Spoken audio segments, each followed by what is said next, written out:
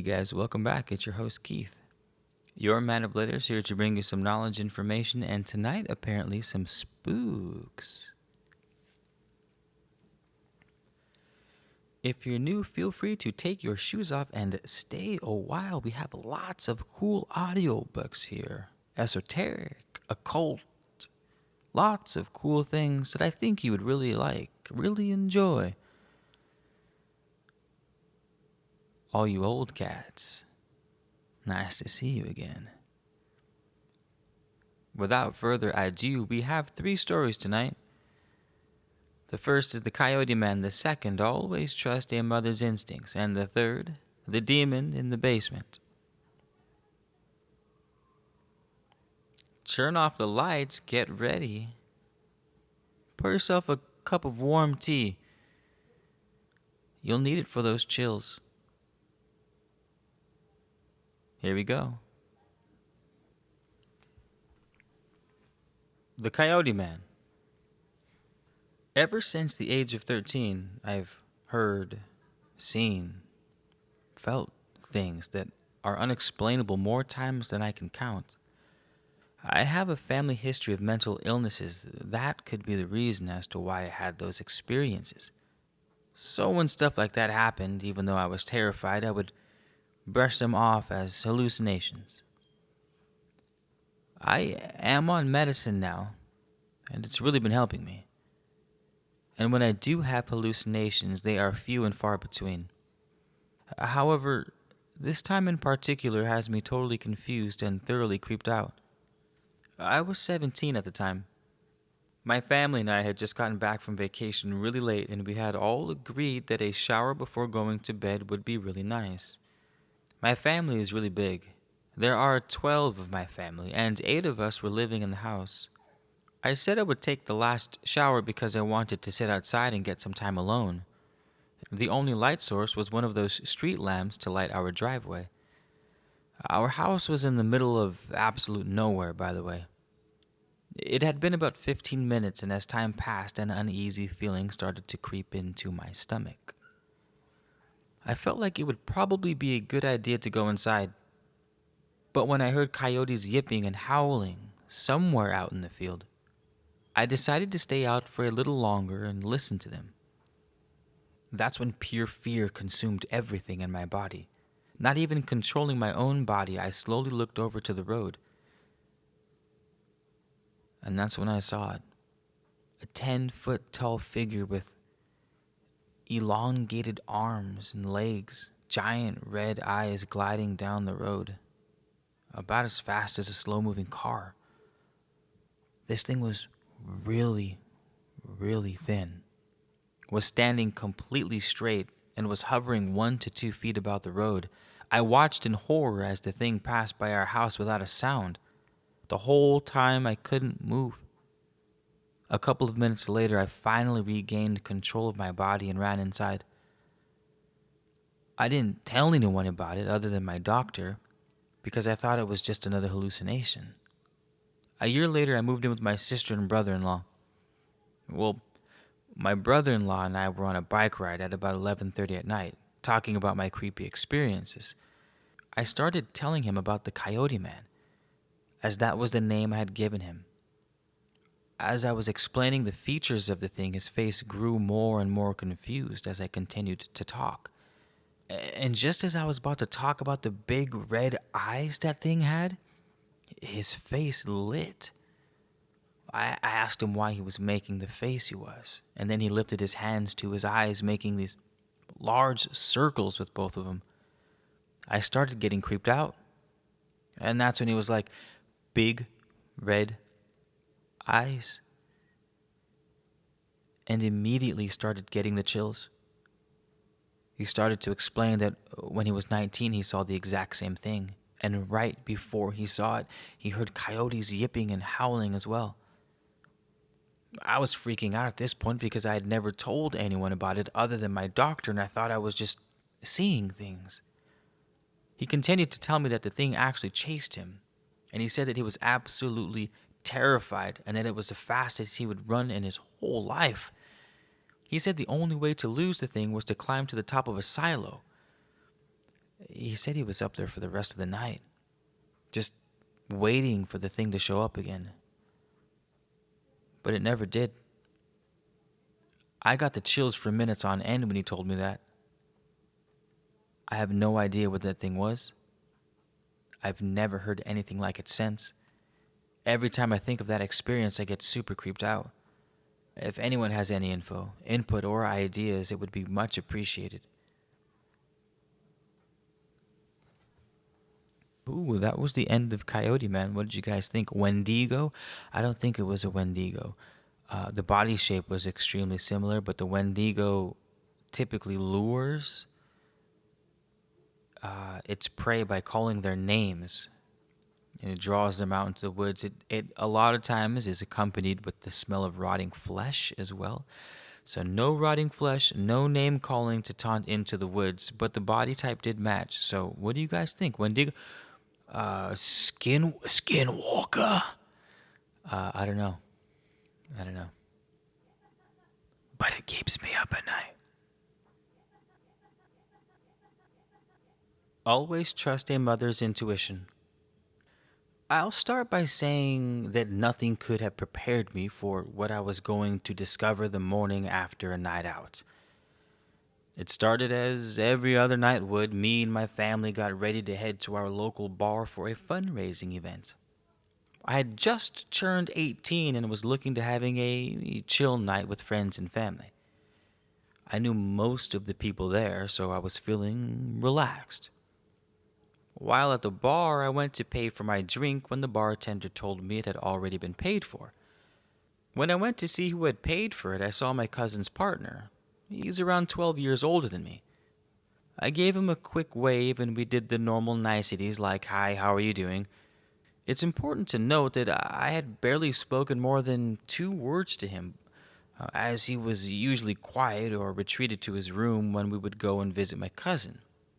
And after saying thank you, I thought nothing of it. Nothing seemed off with our little interaction. By the end of the night, I had gathered my family together and told them I wanted to head home. At this point in time, I was still living at home with my mother. She had made plans to stay at my grandmother's that night, so I was going to go home and sleep. It was around 11:30 p.m. and I was outside having a smoke, about to head to my car.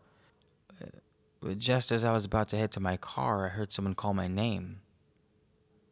So I turned to find my cousin's partner walking towards me. He asked if I was heading home for the night, which I thought was weird, so I said it's late, so I was calling it a night. Without skipping a beat, he mentioned the car that I drive and said he would see me around sometime. At this point, I got a bit creeped out, so I said goodnight and walked to my car.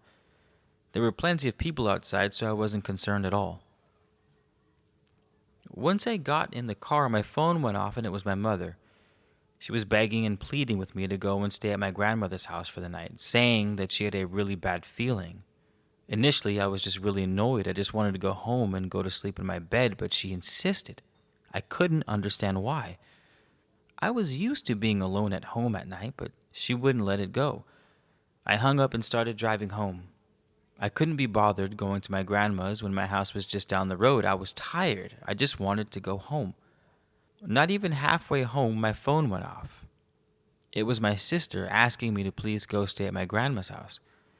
I was pissed off at this point and decided it would be easier going to my grandma's house instead of arguing with my family. When I got to my grandma's house, everyone was asleep.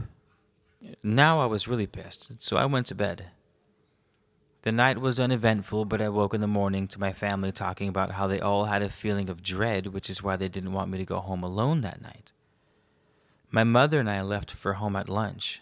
I felt off as soon as we pulled into the driveway. Once I got to the door, I found a police card wedged into the door to call them ASAP. I went inside and found my mother's camera on the kitchen table.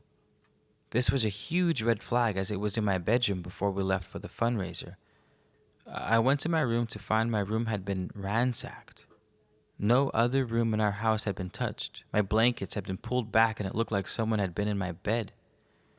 My knickers drawer was wide open and some were also sprawled on the floor. Another camera of my mother's was also on the table where my TV was. which was directly opposite my bed. Clothes were everywhere. By this point, I was losing my shit. If I had gone home like the plan all along, I would have made my way through the house and then crawled into bed without switching my lamp on. I had done this so many times previously, and I wouldn't have seen the state of my room at all. My mother gave them a call to find out what happened, and what she told me made the blood drain from my face. Police were alerted to a break-in at our next-door neighbor's house when our neighbors found a man wandering inside their house. The man claimed he was my friend and went into the wrong house, and they chased him out. Our house had a big 8x12 deck which looked over my neighbor's house. They called the police again when they spotted the same man having a smoke on our deck. Police arrived at our house at 2 a.m., but since I wasn't home, no one answered the door. They noticed the lights on, so they went inside to investigate. They made their way through the house and found a man hiding in my bedroom in the dark. He couldn't give a reason why he was there or why he was hiding in my room. They had arrested him and taken him to the station and wanted to know if we knew him. Turns out it was my cousin's partner. And he'd been hiding in my bedroom for over an hour waiting for me to get home because he knew I would be going home that night. My mother's gut feeling saved me from going home alone that night, and my neighbor's vigilance helped to catch a creep. I always listen now without question whenever she has a bad feeling. Who knows what would have happened? All I know is it wouldn't have been pretty. He was charged with breaking and entering and spent some time in jail before being released and moving country. Always trust your mother's gut feeling, people. It sure saved me from having to deal with that.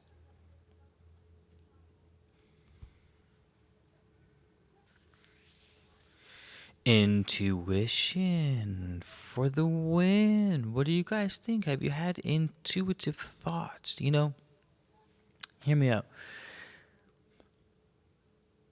I contrary to what most spiritualists would say, I don't think everyone has a good intuition. As a matter of fact, I would say most people have terrible intuitions. And furthermore, I think intuitions are straight up wrong most of the time. Here's the reason why. The intuition is a muscle like anything else. Like the will. You only have so much willpower. It's a muscle, it gets tired, but because it's a muscle, it gets stronger. So your intuition gets better the more you use it, the more you focus on it, the more you meditate, the more you eat healthy, the less TV you watch, or the more discerning TV you watch, I should say. The more conscious and aware you are of your world. The more aware you are of your world, your surroundings, the more intuition you will have, the more accurate your intuition will be, the more adjacent faculties you will develop upon hearing. So, go listen to some audiobooks on intuition to develop your intuition out there, all right? I've got plenty of them on my YouTube channel. Go check them out. Okay, let's get to our last story. This one's called The Demon in the Basement. I am a female, and I was 23 at the time of this story. These events took place in 2010, and I finally thought it was time to share the story of the horrifying events I went through with the demon in the basement. At the time, I had been on the lookout for a new place to live, as my roommate had a cat, and I could no longer deal with my allergies. When I moved in with her, I was living in a dingy motel room, so having a roommate in a proper house was a serious upgrade. I thought the cat wouldn't be too much of an issue, but it was not to be. Being an animal lover, I could never even think about suggesting to someone to get rid of a beloved pet, so I opted to move out instead. I had been searching for a new place for a couple of weeks when I came across an ad on Craigslist describing a room for rent on a waterfront property. It was surprisingly affordable, and I was very intrigued. There were no photos on the ad, but the address was pretty close by. So I took a drive over to the place to look, and the property was beautiful. It definitely looked lived in and well maintained, so I called the number on the ad later that afternoon to make an inquiry. This is when I first came across Crazy Patty. At first, she seemed extremely friendly on the phone. We laughed and joked and got along very well. She said she would be delighted to meet me and to come around any time to view the property and the room for rent. So I made an appointment for the next day. I pulled up in the driveway and was greeted by Patty waving warmly at me from the front porch. She was a middle-aged woman, in her 40s. She had a kind hippie-ish clothing style, wore thick glasses, and had long, frizzy brown hair. She was shorter than me by a couple of inches and spoke in a kind, nasally, baby voice. Now, before I continue, I would like to give a little background on the women of my family. We are all gifted in the spiritual realm. The gift can be traced back to my great-great-grandmother who could read tea leaves. She was extremely gifted and did readings for her entire life, until one day when she finished her tea and she read her son's death. Needless to say, she never read tea leaves again. And since then, the women on my mother's side have inherited some kind of special gift, whether it's clairvoyance, sentience, or something of that nature. Funny enough, no one since my great-great-grandmother has had the ability to read tea leaves. I was lucky or unlucky enough to be clairvoyant, meaning I can hear and see and even smell things from the spirit world. These things happened very rarely to me, and at this point I just considered my abilities to be a bit of an annoying quirk and had not yet accepted them as a part of who I am. Even though I was aware of my gifts and of the spirit world, I was still a very skeptical person, and I always tried and even wanted to find rational explanations for things before I came to any conclusions. Any conclusions about any kind of spiritual activity or something like that. Before these events, I had never experienced any kind of malevolent or demonic being. Since my phone conversation with Patty had gone so well, I was expecting us to get along just as well in real life. As I walked up the stairs of the porch to shake her hand, I immediately noticed her eyes. I can't fully explain how they looked, only that they were off. She said how nice it was to meet me and shook my hand. I immediately got icy chills down my spine. I managed to smile and said that it was great to meet her too. She took me inside, and to be fair, the house was beautiful. It had a massive living room with huge skylights, and there were lush green plants everywhere. The kitchen was ultra-modern and sparkling clean. There was this huge 2-story deck out back with fully kitted out furniture, a bar, a fire pit. The deck opened out to a private beach on a lake. I immediately fell in love with the house. Patty took me downstairs to the finished basement where the room was for rent. The basement consisted of 4 rooms, a large living room with a pool table, a bathroom, a smaller living room, and a bedroom. The rooms for rent were the bedroom and the smaller living room. Apart from being a little dark and without a huge amount of light, the rooms were lovely. They were clean and fully furnished. Patty was extremely nice to me, and she seemed very excited to show me around, but something still seemed off about her. Despite the uneasiness I felt, I decided that I loved the house, and the next day we went through all the relevant paperwork. I paid my deposit, and before you knew it, I was moved in. At the time, I had no family where I was living. One of my family were in Europe, where I had just moved from, or all the way down on the southern part of the U.S. So I was feeling a bit lonely. But I was optimistic. Patty worked during the day and I worked at night at a bar, so we rarely saw each other. At first, this arrangement was perfect, and I was settling in nicely. I had no issues until one night. About a week in, I decided to cook myself dinner. I had a night off, my first since moving in with Patty, and I was dying to use this gorgeous kitchen. Growing up, I was always taught to clean as I go, so I did just that. I heard Patty's key in the front door and greeted her as she walked into the kitchen. My smile faltered, though, as I saw the expression on her face. She looked enraged and she yelled at me. "What the hell are you doing?" Her brow was furrowed, her lips pulled back in a snarl. I was completely shocked. My body froze before I was able to answer that I was just cooking dinner. I tried to appease her by offering her some, but she swelled like an angry toad and screamed that I had destroyed her kitchen. Now, my dinner was fairly simple, and I had been cleaning as I went along. The only thing that was dirty was one pan, which was already soaking in soapy water. I explained that I obviously had every intention of cleaning it up, but she screeched again. She stomped down the hall and slammed her bedroom door.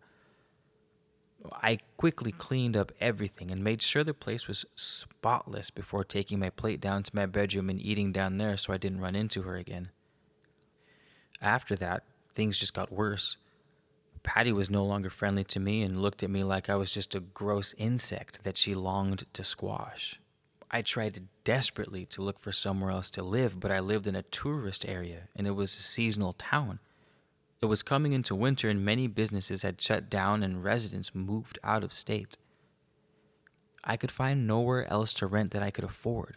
I even contacted my old roommate, but because of a sudden family issue, she moved back in with her parents. I kept looking for weeks but found nothing. As the weeks went by, it became apparent that Patty didn't want me there. She wanted no trace of a roommate in her house. She wanted to collect the money and that was it. I tried to stay out of her way by doing my household chores and emerging from the basement when she was out of the house. On my nights off, I went into work to eat dinner, so I didn't have to use the kitchen.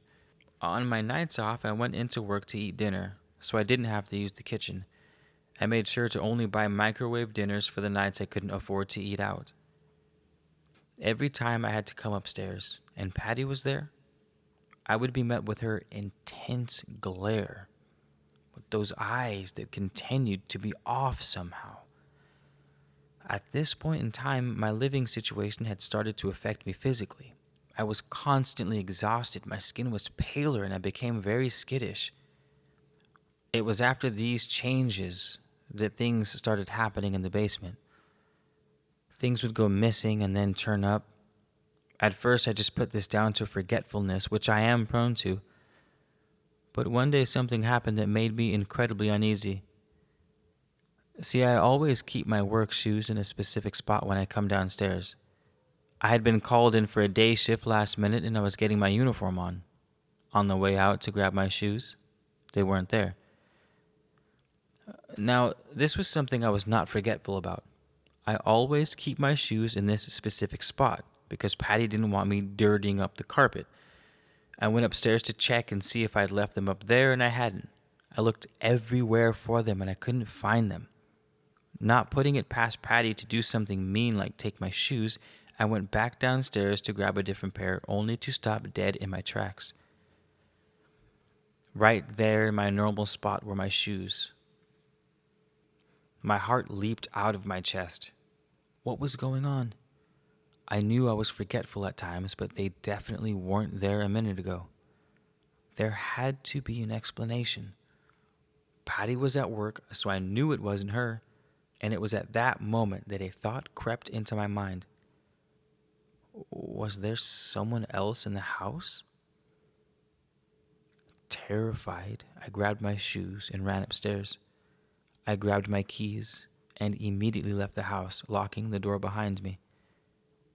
I wondered if I should call the police, but what would I tell them? That I found my work shoes right where I left them? I thought about telling Patty, but the thought of telling her that something had bothered me like that would only give her ammunition to torment me further. So I didn't tell anyone. After work, I came home to Patty eating her dinner and a mess in the kitchen. I had foresight to grab some food to go before I left the bar, so I crept in as quietly as possible and just went downstairs to eat as I always did. I turned on the light in my room, and for a split second I thought I had seen a dark figure in the far corner of my room. I did a double take, my heart pounding. I had to be going nuts. The stress of this place was starting to make me hallucinate. Satisfied, but still a little uneasy with my explanation, I turned on my TV and began to eat my dinner. As I ate, I was still convinced I saw flutters of movement coming from that corner of the room, just out of my sight, but every time I looked, nothing. This mysterious figure would start making regular appearances out of the corner of my eye, but again, when I tried looking, there would be nothing there. I thought I was losing my mind, and I became even more withdrawn. It was after a few months of this happening that the dream started.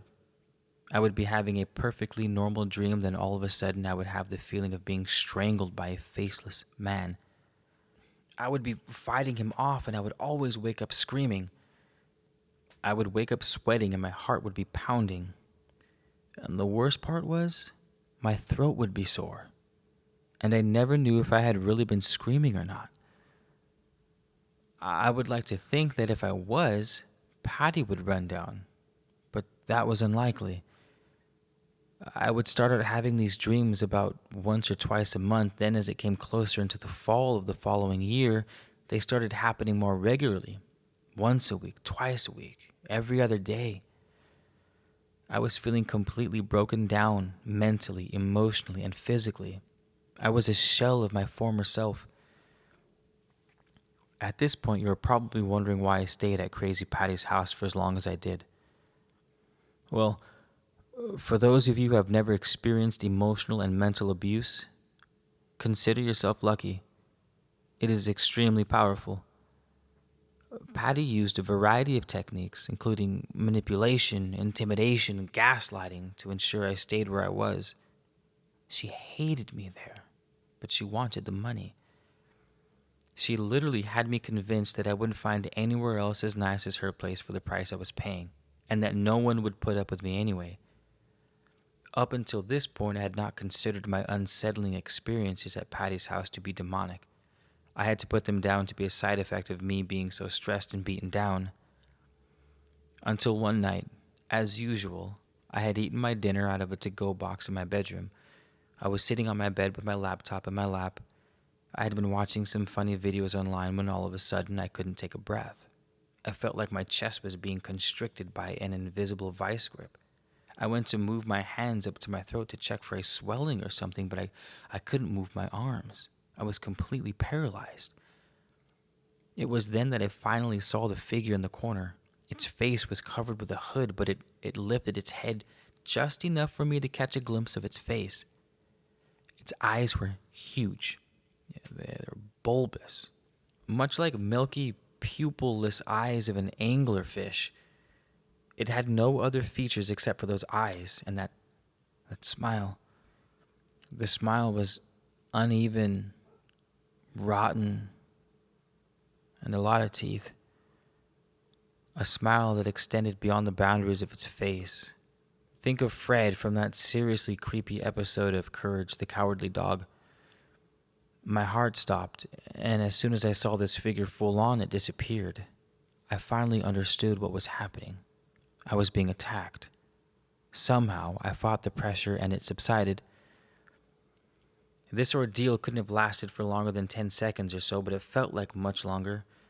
I was finally able to draw a breath, and I lay on my bed panting as if I'd been drowning. I immediately jumped up and dug into my junk drawer.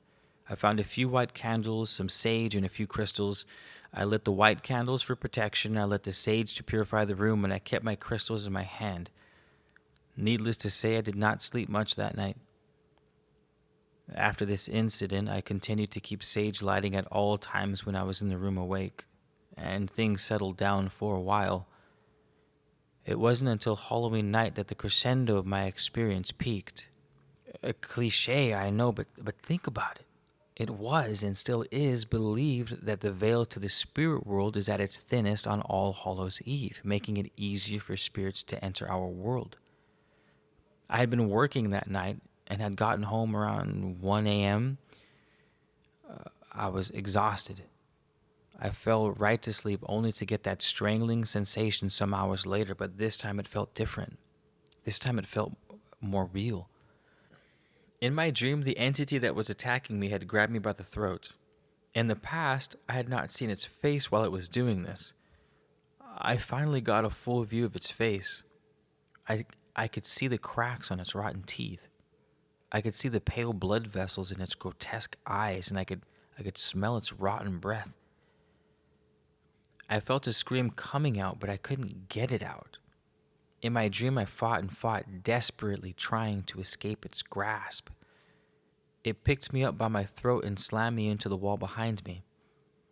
I kept fighting it with all my might until I finally woke up. I was sweating and panting, and tears were streaming down my face. I looked at the clock. It was only 3 a.m. But as soon as I looked at the clock, my blood froze in my veins. Not because it was 3 a.m., the traditional witching hour, but it was when I realized that I was not laying in my bed. I was sitting up against my wall. I leaped out of my bed and ran into the bathroom, afraid I was going to be sick. Luckily, my stomach held, and I ended up splashing some cold water on my face. It was only when I caught a glimpse of myself in the mirror that I had to stifle a scream.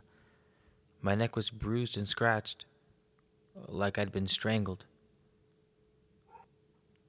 Without even thinking about how late it was, I called my boss in absolute hysterics. The bar I worked at was attached to a hotel, and I pleaded with him to let me sleep in one of the rooms for that. He did, and decided right then and there that I would be moving out of Crazy Patty's house. I arrived back the next day to pack up what few belongings I had. After I had everything packed up, I noticed her bedroom door was open. This was highly unusual, as she always kept it locked when she wasn't there. Thinking maybe her car was in the shop and she was inside her room, I went over to tell her that I was leaving, but she wasn't in there. I went to close the door when something on the floor caught my eye. Normally, it is out of character for me to snoop in someone else's room, but something in my gut just told me to check out what it was that caught my eye. On the floor was a planchette that had been broken in half, with the glass shattered all over the floor.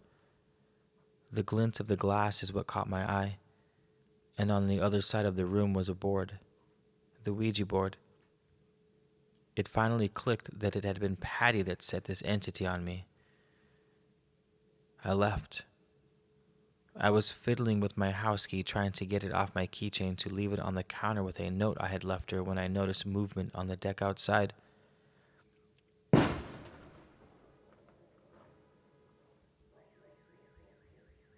Oh my God, that scared the hell out of me.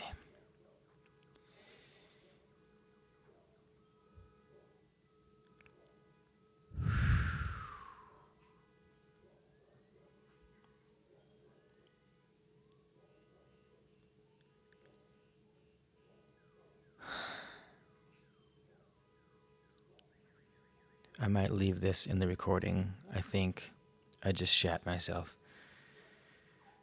I think I did. I think a little bit came out. Okay, where were we?